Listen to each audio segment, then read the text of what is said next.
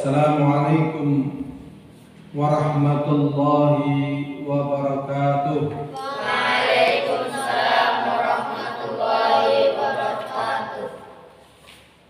Alhamdulillah alladzi bi ni'matihi tatimmu shalihat. Allahumma shalli wa sallim ala Muhammadin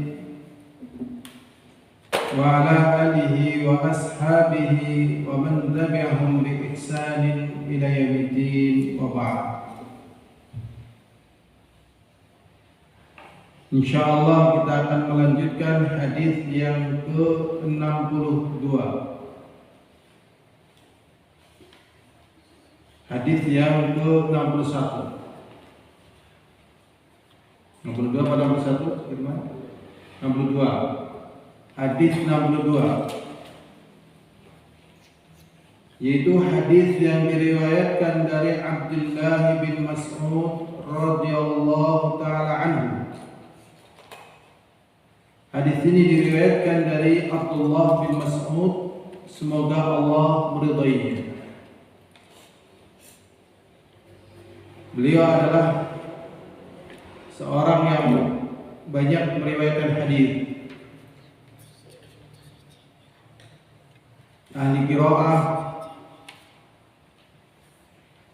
dan beliau punya keutamaan yang besar di dalam melayani dan menolong agama Islam.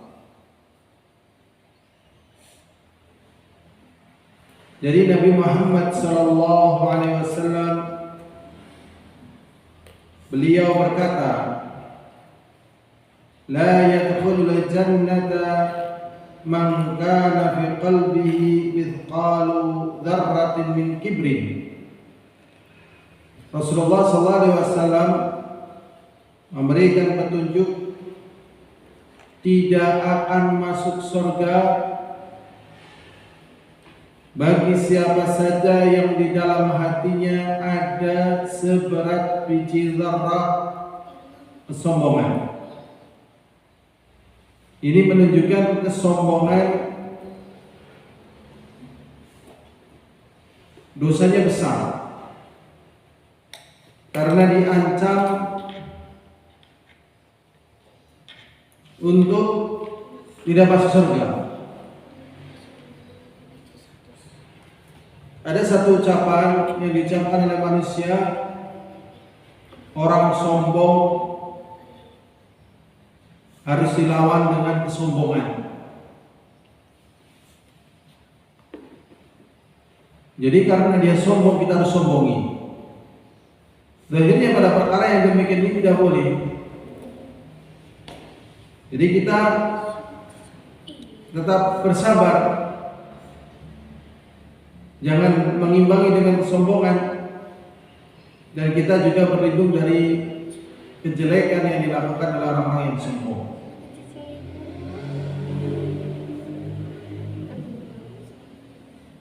Rasulullah SAW mengatakan, la yadkhulul jannata man kana mithqala dzarratin min kibrin. Tidak akan masuk surga orang yang di dalam hatinya ada seberat biji zarrah dari kesombongan. Ini satu perkara yang sangat berat. Kemudian sahabat Rasulullah SAW bertanya, inna ar-rajula yuhibbu an yakuna thawbuhu hasanan. Gimana nih? Kan orang ada yang di antara mereka ingin pakaiannya bagus, memang senang dan mampu, dan bukan dalam rangka untuk pamer atau membanggakan diri. Ini bagaimana ya? Wanaduhu hasanah, dan juga ingin sandalnya bagus, dan juga yang lainnya ingin juga bagus. Ini manusiawi. Maka Rasulullah SAW menunjukkan definisi sombong yang dimaukan di dalam pembahasan ini adalah innallaha jamil. Rasulullah mengatakan kalau masalah pakaian bagus, sandal bagus, ataupun yang lainnya juga bagus, ada perkara yang halal, Rasulullah mengatakan innallaha jamil, sesungguhnya Allah itu indah. yuhibbul jamal, mencintai keindahan. Kemudian Rasulullah memberikan definisi tentang kesombongan.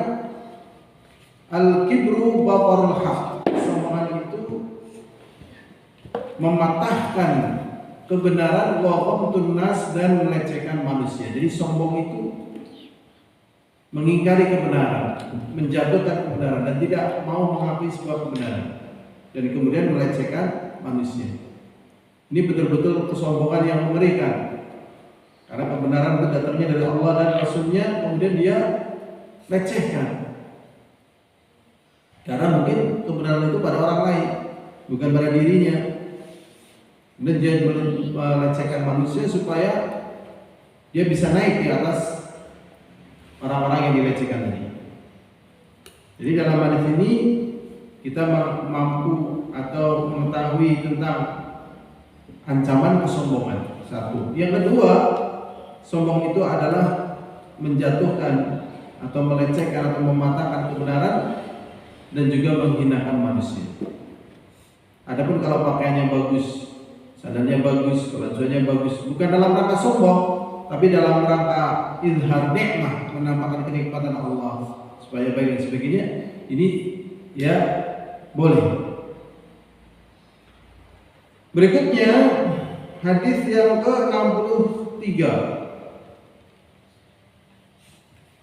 juga dari hadis Abdullah bin Mas'ud radhiyallahu taala anhu. Hadis dari Abdullah bin Mas'ud, semoga Allah meridainya.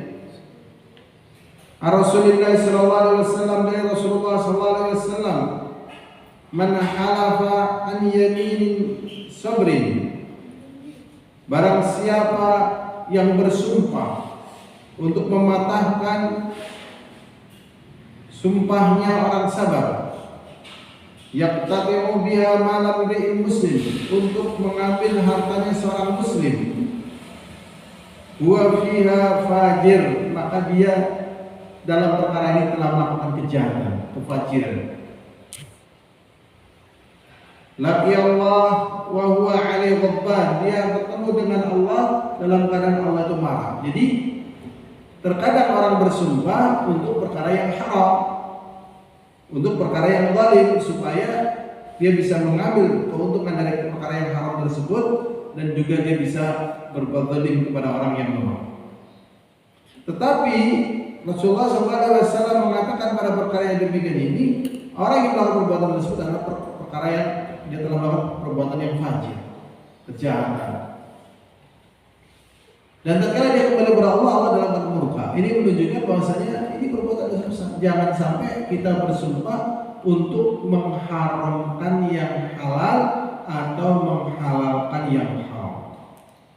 Ini di sini ya diancam dengan kemurkaan Allah SWT. Kemudian hadis yang 64 dari Ma'qil bin Yasar radhiyallahu anhu berkata, sami'tu Rasulullah sallallahu alaihi wasallam, aku mendengar Rasulullah sallallahu alaihi wasallam bersabda, yaqulu, mengatakan, ma min 'abdin, hamba yang mana saja, yastana'ihillah, dia mengurusi urusannya Allah, ra'iyatan, dia dijadikan pemimpin oleh Allah untuk mengurusi rakyatnya. Yamutu yauma yamutu, kemudian dia mati di hari kematiannya. Wa ghashin li ra'iyati, ternyata dia menipu kepada rakyatnya. Illa haramallahu 'alal jannah, kecuali Allah haramkan baginya surga. Di sini ada pelajaran yang bisa kita petik. Yang pertama, harus amanah dengan tanggung jawab, harus menjalankan amanah. Yang kedua,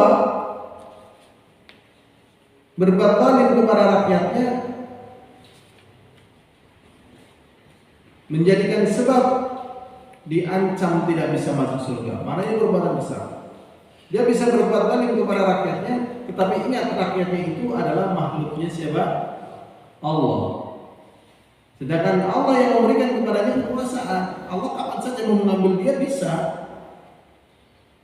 Tapi tatkala Allah tidak ambil dia dan dia berbuat jahat kepada rakyatnya, maka ini nanti yang menjadi sebab dia tidak bisa masuk ke dalam surga Allah Subhanahu wa taala. Maka ini ujian yang berat bagi para pemimpin tatkala dia tidak menjalankan amanah. Kemudian yang ke-65 itu hadis dari Abu Hurairah radhiyallahu taala anhu berkata Rasulullah sallallahu alaihi wasallam, ayatul munafiqi thalathun, tanda-tanda orang itu sebagai munafik ada 3. Yang pertama, idza hadatsa kadzdzaba, apabila dia berkata dusta, wa idza wa'ada akhlaba, dan apabila berjanji dia menyelisihi, wa idza uqtumina khana, dan apabila dipercaya dia berkhianat. Ini tanda-tanda orang-orang munafik.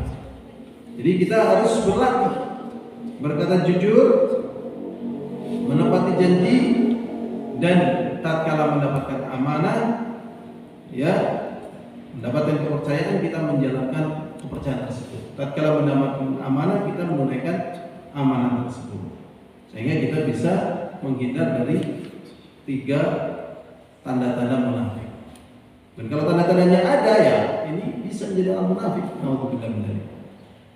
Ini saja yang bisa kita ambil pelajaran dari ini. Semoga Allah menjadikan amalan kita memberat kebaikan kita pada hari kiamat, dan semoga Allah melimpahkan rezeki kepada kita, rezeki yang thayyibah, sehingga kita bisa menolong diri kita, keluarga kita, dan juga agama kita. Wallahu a'lam bishawab. Alhamdulillahirabbil alamin.